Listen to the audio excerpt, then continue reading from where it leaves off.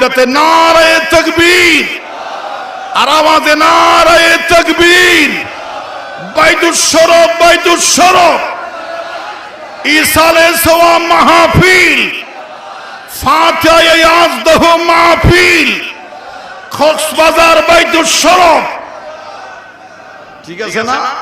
হয় ওলামায়ে কেরাম বেশি কথা বলতে হবে। জাতীয় সংসদ অধিবেশনের মতো বাজেট করে হাতে গনে গনে কথা বলতে হবে।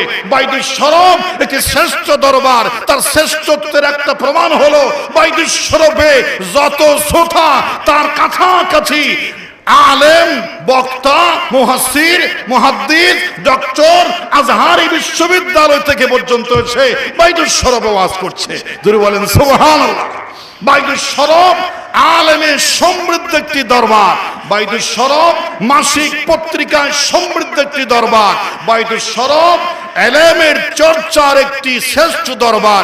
যে দরবারের রাহবার যিনি, তিনি এই বয়সেও গ্রন্থ লিখেই যাচ্ছেন, কুতুবগিরি করে যাচ্ছেন। রাত্রিবেলায় যখন গভীর হয় ওনার ইলম চর্চার মানসিকতার উচিত ততই বৃদ্ধি হয়। মৃত্যু পর্যন্ত তিনি বলেন জাতির জন্য কিতাব রচনার এই ধারাবাহিকতা চালু থাকবে।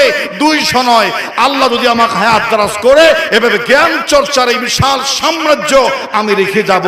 আমার এই দরবারের জন্য নিজেকে আমি উৎসর্গ করে দিচ্ছি। এখানে ওয়াজ করে কি আর